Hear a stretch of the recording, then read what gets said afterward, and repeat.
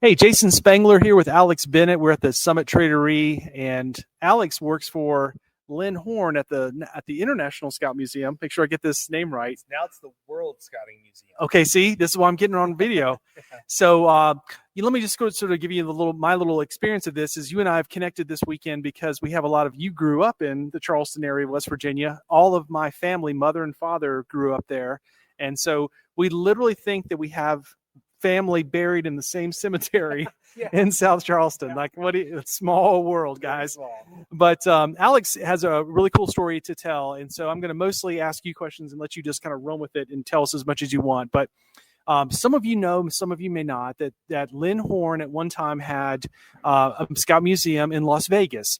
For those of you who've been doing this hobby for a long time, I can remember in the 1990s that he held a couple or three Trade-O-Rees there in Las Vegas that people attended, and it was sort of a conjunction with the museum. Now, I never got to go to any of those. I think I was teaching school and having kids, whatever I was doing back in the day. But since then, and Alex can give us a little more of the background of that, the museum has moved to Charleston, West Virginia, which is how far from the summit? Not that far, About right? 45 minutes. Yeah. It took us about less than an hour to get here today. Okay. Yesterday. So. And so Alex can tell us the whole story, but why don't you kind of I'm mostly going to let you talk and tell us about that. And then maybe tell us how the museum came from Las Vegas. Mm-hmm. I know you know this backstory. Mm-hmm. And then what people see there, what is kind of going on. And then I want to follow up with you about some of the programs you're doing, because I think that's a really interesting thing. Okay. So the museum, we were really lucky to get it here in West Virginia. We were thrilled, honestly, that it came here. And to be honest, Dr. Horne kind of just threw up a job application, and I was lucky enough to get the job and just find it. I happened to be looking. Personally, I am from here in West Virginia. I'm from Hurricane, and I've lived in Charleston for many years. Went to West Virginia State University and West Virginia University. So born and bred West Virginia, and a member of the Buckskin Council growing up. So kind of was able to take my love for scouting and extend upon it. I'm not lucky enough to have kids myself in the scouting age or any right now. So I wasn't really sure how I could volunteer for scouting. And I think a lot of people my age have that issue. They're not really sure where they fit in, especially if they're maybe prior scouts that don't have any kids. So I was really lucky to be able to find the museum as my outlet to be able to not only volunteer, but actually do my actual work through the museum. So that's really great for me. And the museum was kind of, I guess the idea was put in like 2019, 2020 to move the museum from Las Vegas here to West Virginia. And they kind of finalized that in maybe 2021. And by 2022, we were loading up trucks and coming. So Dr. Horne kind of interviewed me prior to the museum getting loaded in Vegas in like September. And then everything came in 5 tractor trailer trucks, which were full to the brim, guys. I mean, full. And they came over starting on the day after Thanksgiving and came till the day after Christmas was the last one. And then we started unpacking, unloading. So November 2022, had the museum somewhat open for the Jamboree here at the Summit in 2023. But there were still growing pains and trying to get things set up and more just kind of ready. So it was kind of a mad dash at that point to be open. And we really didn't get the response we kind of wanted, but we didn't put out enough advertisements and let people know. Dr. Horne is very busy. If anyone knows, he's literally like the busiest person I've ever met. And he's constantly here, there, and everywhere. So the move was really he actually was here for most of the move, but then he hasn't been here that much since, which is okay. He's able to do more things. Like he's right now, instead of being here at the Trade-O-Ree today, he sent me and John Smilek, who's on our board of trustees, but he's actually in Malaysia at the Asia Pacific Conference right now. So yeah, and he just got back from the Africa Scout Regional Conference recently too, and sent me a bunch of stuff in the mail. So really, everything, if you've been to the museum when it was in Las Vegas, everything from the museum in Vegas is in Charleston and set up. But there's a lot of things that have been added. We have a lot more space in West Virginia than we had in Vegas. So we're able to expand some of the collections. We're about to add a lot of stuff to the Order in the Arrow Room.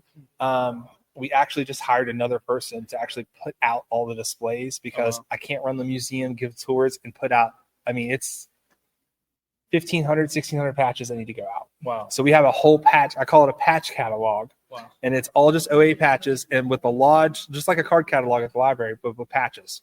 So all those need to go out. So we're working on that.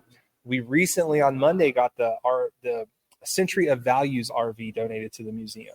So we're planning to put a little bit of money into that and then use it as a mobile museum unit as well. But really, it's just been kind of evolving things from what we had in Vegas and then try to add value to the museum. Now that I'm here, I'm really able to do a lot more. I'm also the vice president for the West Virginia Association of Museums. Oh, wow. So that gives me an opportunity. Yeah, it gives me an opportunity to really work with other sites in the state and kind of figure out what they're doing well, what we can add, what's missing in the southern part of West Virginia or the capital area, and that we can expand outside of scouting. Because, scouting is our focus, obviously, but we can bring more people into scouting if we can have other programs that are kind of similar to what we do and they see the value in that, then they may also see the value in scouting. So we're trying to do a lot of new things, some different things than we've ever done. In the past, you could come and get your Scouting Heritage Merit Badge if you're a scout. We've expanded that. Now there's another 17 merit badges that we offer. We offer those in person and virtually to anyone that would love to do them. Two Deep Leadership is the only thing virtually that's important. As long as a parent's there with the child in 30 minutes or an hour, we can get the merit badge finished for them. And the point of that was really just to try to increase access to merit badge counselors. Mm-hmm. Most merit badge counselors are volunteers like everything else in Scouting America. So my thought was, well, I get paid to do this job. I should get paid to help the kids get their merit badges as well. So we've kind of expanded that program as well. And other than that, I mean, it's just kind of off the ground running. We came here, obviously, to be closer to the summit. In Las Vegas, there weren't as many scouts in the region anymore. The story I've been told is that once the Mormon church kind of left scouting, right, it really decimated everything out west. And the museum just wasn't getting a lot of usage out there. So that's why they decided to move it closer to the summit. Mm-hmm. And we've seen year after year growth of people visiting the museum, scouts from different regions, adventure crews and just anything and everything you can imagine. Scouters that have retired and don't volunteer anymore, but they still love scouting and want to support it. So they'll come to the museum and just all kinds of fun stuff has been going on. You did talk about the Trade-O-Ree in Las Vegas. Yeah. We have spoken about trying to do that here in West Virginia. We have a lot of space. The problem is the logistics. It's something like parking and things like that. We could do. I think we'd be okay with parking. Mm-hmm. It's more about like, where are we going to put everybody inside the building? Yeah. How are we going to lay it out? Is it going to make sense? Mm-hmm. Because we don't have we have a general area that's large, but it would be probably about half the size of what we have here. So mm-hmm. We'd have to split everybody up maybe, and that could be an issue. Mm-hmm. But there are also convention centers in Charleston and things as well. And the summit is a great place to have a Trade-O-Ree.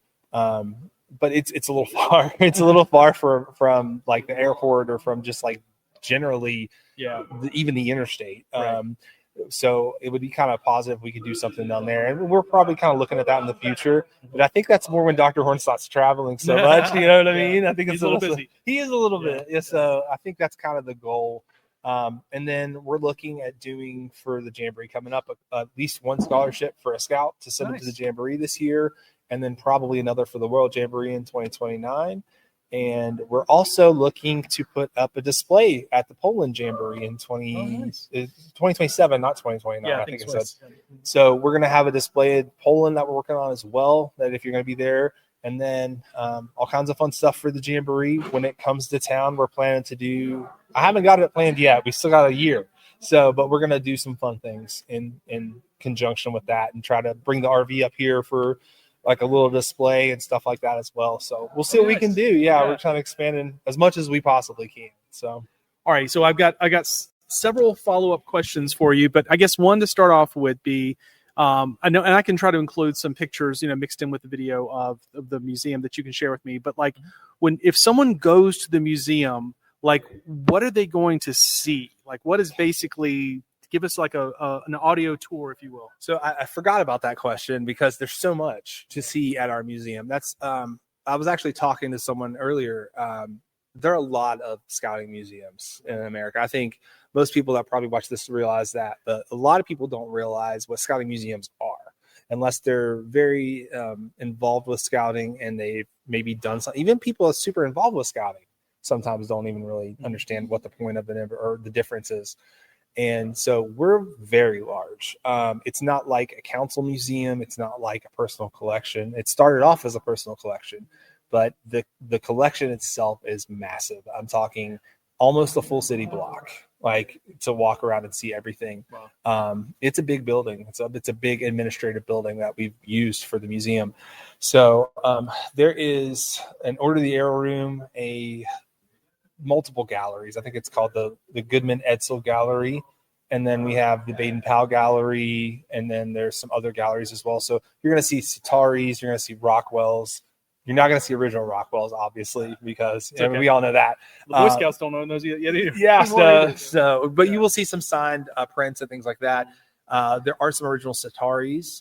We're very lucky to talk with Sitari's son. And we might be having him in the future come to the museum, maybe around the Jamboree, to do a talk for us about like the history of art and scouting. Mm-hmm. So, like we're doing that type of stuff. There are uniforms from every country on display. There are greeting cards written by Baden-Powell's personal hand, letters and stuff. There is Baden-Powell memorabilia, a pound note from Mafeking, stamps mailed in Mafeking. Original copies of Aids to Scouting for NCO and Men are there. Some of the original beads from Chieftain Zulu's necklace are in our museum. So most people don't ever get to see those. Those are really neat. One of his hatchets that he used during Wood Badge, the Baden-Powell used, is there. Then there's World Jamboree displays, National Jamboree displays, stamps.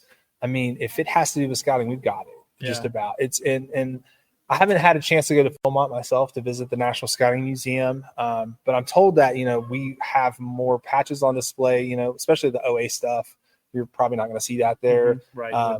And we're really trying hard to actually add a lot of the OA patches. So I know that there are a lot of lodges that want to see themselves represented in the museum. And when scouts come, they want them to be able to see their full set. So we've been working on that diligently, but NOAC is killing us. NOAC is killing us every year. Killing all of us. Yeah. So it's been tough to try to do that. So we are trying to change some of the programming we do.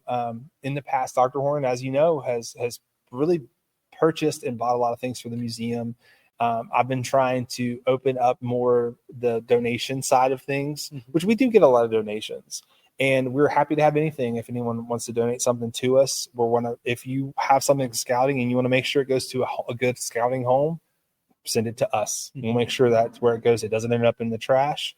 Somebody that's going to care about it, loves it, and enjoy it's going to get it. That's our goal.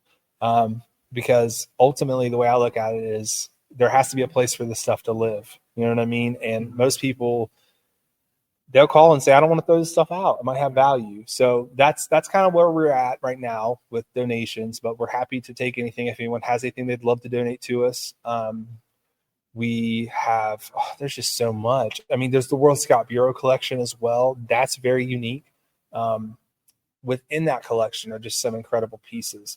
One of my favorites is a fleur-de-lis that was hand-tatted in Auschwitz during World War II by an Austrian scout. The scout then hiked it to the, I think the story is that he hiked it to the World Scout Bureau's headquarters in Geneva and gave it to the Secretary General. And so that's in our collection. It's a very powerful piece, especially in today's world. It still seems really relevant to talk about and show. And then there's also a piece of precious stone from every region in Afghanistan after they left Wazam. Wow. Whenever the Taliban was gone before this last time, they got like really special gemstones from those areas, or like special stones, and they carved them into the shape of the region, and then they hiked from Afghanistan back to Geneva to talk about their commitment to rejoin the Scout, the World Scout Bureau. Right. So there's a lot of really cool pieces that tell those stories.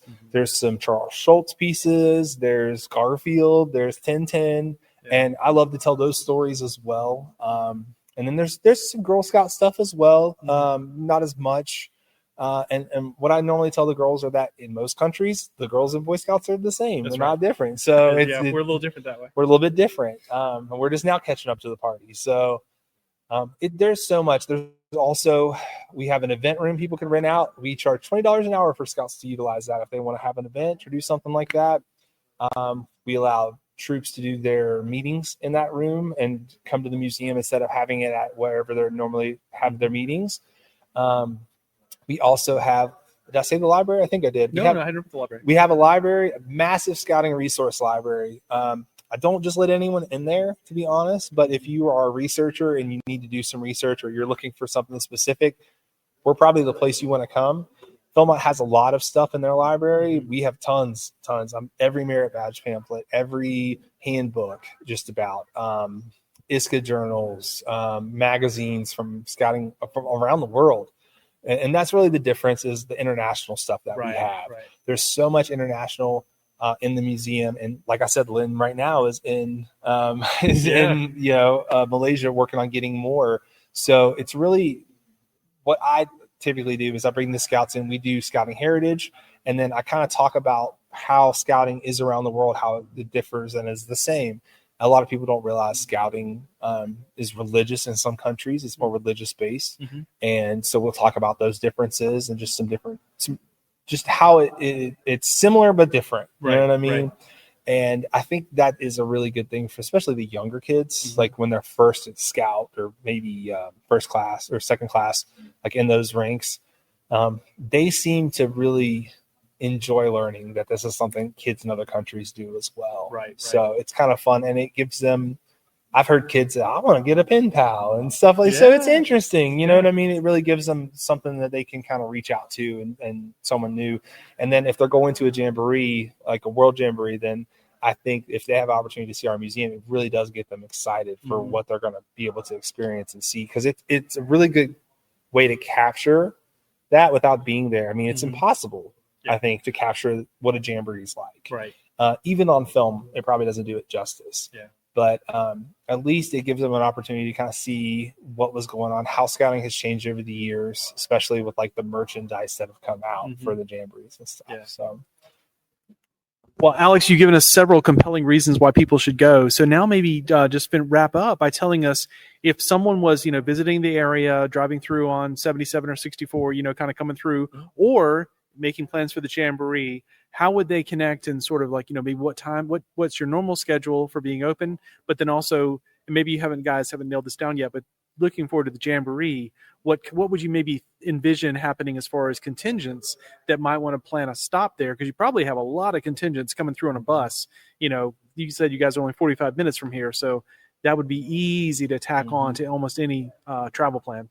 Yeah. So the plan that I kind of have percolating, I guess is the best way to say, is for the jamboree specifically, we do have an opportunity for scouts even outside the jamboree. If you want to visit the museum and you have a scout troop, you can actually stay at the Buckskin Council office. You just need to go there and talk to them, and you can stay out back. There's a nice camping space, there's food, you're right on the river as well, right next to Daniel Boone Park. So if troops want to come and stay, they can stay there for free. And there are also churches locally that will put up the troops if they want to stay. So if anyone is wanting to come to the museum on their way to the jamboree, we would love to have you. We can, if you're not sure about that stuff, I'm happy to work with you and figure it out and see what we can come up with.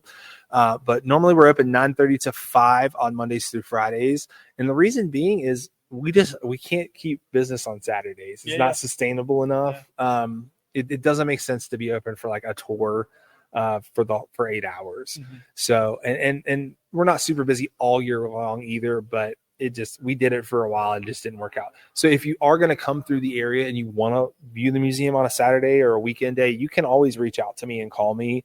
My number's on the door and on our website, and I'm happy to meet you and schedule tours as well. What I do is I just kind of will miss a little bit of the next day to do your tour if I need to, or like go in late on Monday if I need to work on Saturday or something. Yeah. So we really are open to doing anything we can to get people in the door. We're really flexible with touring. Just the main thing is you just need to let us know. If you give me 24-hour notice, I'll get you in the museum, no problems. So that's my main thing. Gotcha. I'm actually thinking for myself, there's a few trips I know in the future, like there's a big Trade-O-Ree in Indianapolis. And for me, where I live, I could actually come up through West Virginia, go over to Ohio and get across to Indiana.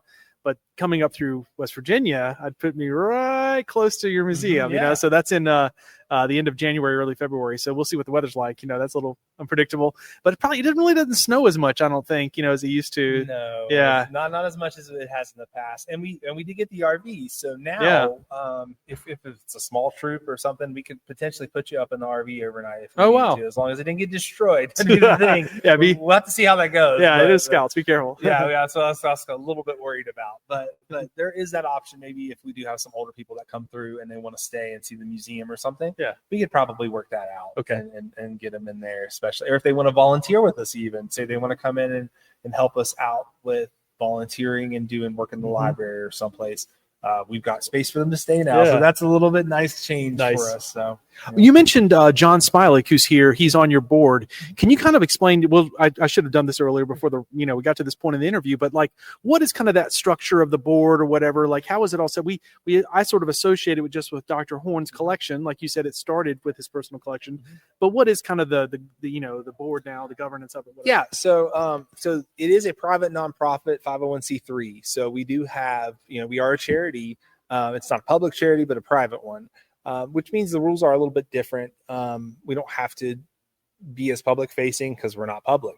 But Dr. Horne effectively started the Robert Lynn Horne Foundation, which does business as either formerly the Las Vegas International Scouting Museum or now the World Scouting Museum. So, we are a registered charity. You can donate money to us. You can write that off on your taxes if you want to. And the board is kind of set up from volunteers. And right now, I'm glad you asked. We are desperately recruiting for our board because we moved from Las Vegas to West Virginia. So it's a big change. A lot of people that are on our board are still in Las Vegas or on the West Coast.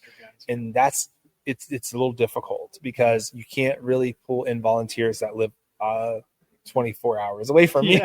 So it's been kind of tough. And it's not that we want people to come and be in the museum all the time either. We want volunteers for the board of trustees that are knowledgeable about scouting, knowledgeable about maybe specific events or something. Maybe they know a lot about that specific collecting or memorabilia tract, or maybe they are great in nonprofit management and they have been there to run other nonprofits and have done that successfully or learned stuff.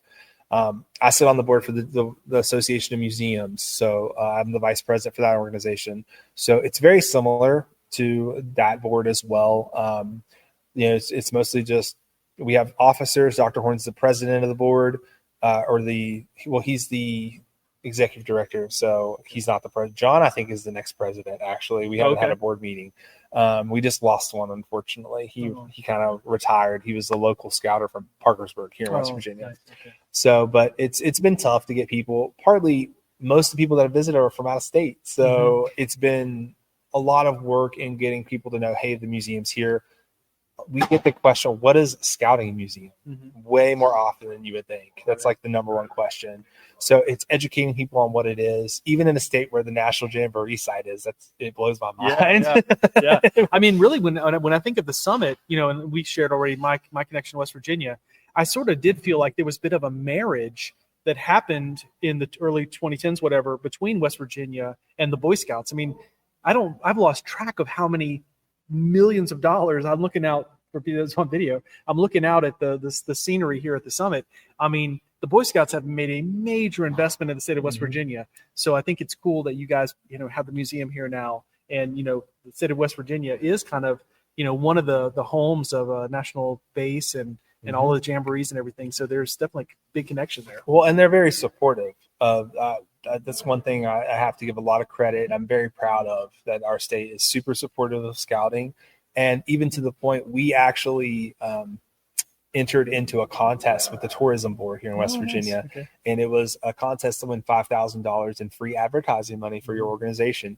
And they actually picked us as one of the 5 winners. So prior to the Jamboree, you will see some advertisements coming out, but we thought it made more sense to do that closer to the Jamboree because people are going to be more excited about scouting at that point in the summer.